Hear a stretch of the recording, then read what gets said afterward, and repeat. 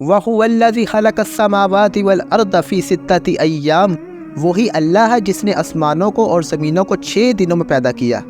اللہ تعالیٰ چاہے تو آنے واحد میں پیدا کر سکتا ہے۔ اکثر اس آیت کے اوپر لوگ سوالیں پوچھ رہے ہوتے ہیں، اور یہ آیت قرآن حکیم میں 5-6 جگہ پہ مختلف انداز میں آئی ہے کہ اللہ تعالیٰ نے زمین اور آسمان کو 6 دنوں میں پیدا کیا۔ وہ کہتے ہیں جی یہ 6 دن کیوں لگ گئے؟ پہلی تو بات یہ کلیئر کر لیں، یہ 6 دن سے مراد 24 گھنٹے کے 6 دن نہیں ہے، یہ ایک دن اربوں سال کا بھی ہو سکتا ہے۔ اس کی تفصیلات ہمیں نہیں بتائی گئی، کیونکہ اس وقت یہ 24 گھنٹے کا سلسلہ نہیں تھا۔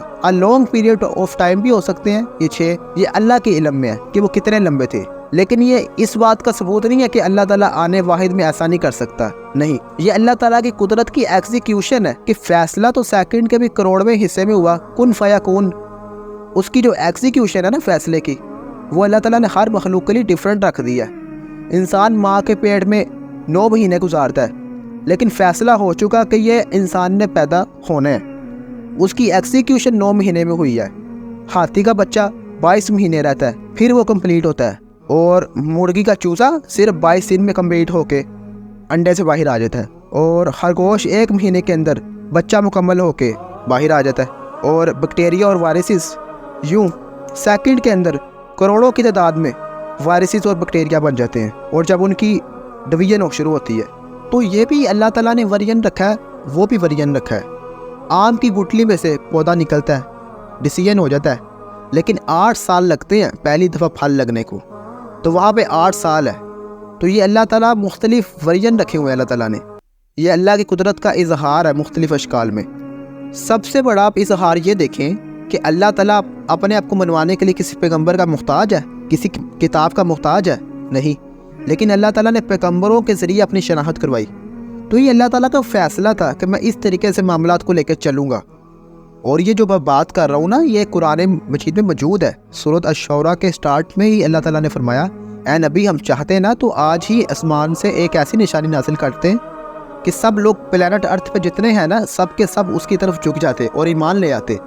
یہ تو قرآن میں درجنوں جگہ پہ آیا کہ ہم چاہتے تو سب کو ہدایت دے دیتے، لیکن اگر زبردستی کوئی معاملہ کرنا چاہتے، اللہ کے لیے تو کوئی مشکل نہیں تھا۔ تو یہ اللہ تعالیٰ کی سنت ہے۔ تو یہاں پہ جو 6 دن میں زمین و آسمان کی پیدائش اور پھر ان 6 دنوں کا بریک اپ ہے نا، جو وہ سورۃ حامیم سجدہ میں آیا ہے، جسے سورۃ فصلت بھی کہتے ہیں، 14 نمبر سورت ہے۔ پھر 2 دن میں یہ ہوا، اور پھر 2 دن میں یہ ہوا۔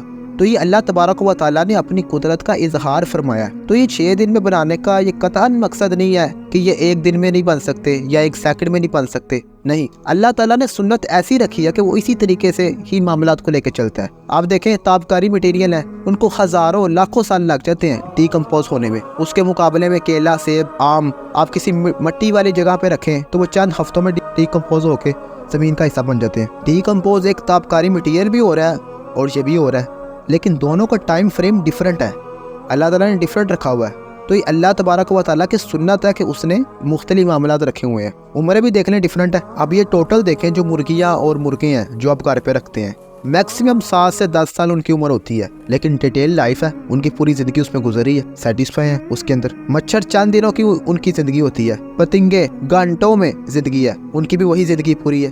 ہم تو سوچتے ہیں یار یہ ابھی پیدا ہوئے تو ابھی مر گئے، لیکن وہ اس لائف سائیکل میں بھی خوش ہے، ان کی وہی زندگی پوری ہے۔ انسانوں کی زندگی، وہ صحیح بخاری میں حدیث ہے، نبی علیہ السلام نے فرمایا جس کو اللہ تعالیٰ 60 سال دے دے اس پہ حجت تمام کر دی۔ اور وہ جو قرآن میں آیت ہے نا، اس کے کنٹیکس میں امام بخاری یہ لے کر آئے ہیں کہ اللہ تعالیٰ انسان سے فرمائے گا کہ میں نے تجھے ایک عمر دی تھی کہ تو سوچ سکتا تھا، تو نبی علیہ السلام نے فرمایا 60 سال جسے مل گئے اس پہ حجت تمام ہوگی۔ اور جامعہ ترمذی میں حدیث ہے کہ میری امت کی عمریں 60 سے 70 کے درمیان ہے، ایوریج، یعنی زیادہ میجورٹی اسی رینج میں ہے۔ تو آپ جن کی عمریں 100 سال ہیں ان کو تو 50 سال کی عمریں کم ہی لگ رہی ہوتی ہیں، لیکن آپ جو 30 پہ 40 پہ 50 پہ پہنچے ہوئے ہیں، وہ ذرا سوچیں کہ کتنے لوگ ہیں جو ان کے ساتھ فوت ہو چکے ہیں، اور کتنے لوگ ہیں جو ان کے بعد پیدا ہو کے بھی فوت ہو چکے ہیں۔ ہاں آپ ذرا قبرستان جائیں، ہاں آج 2024 چل رہا ہے نا، تو آپ کو درجنوں کے سینکڑوں کپڑے ایسے ملیں گے جو کہ 2001 کے بعد پیدا ہو کے بھی فوت ہو چکے ہیں، قبروں کے اندر جا چکے ہیں۔ تو ہر بندے کی اللہ تعالیٰ نے لائف سپین ڈیفرنٹ رکھا ہوا ہے،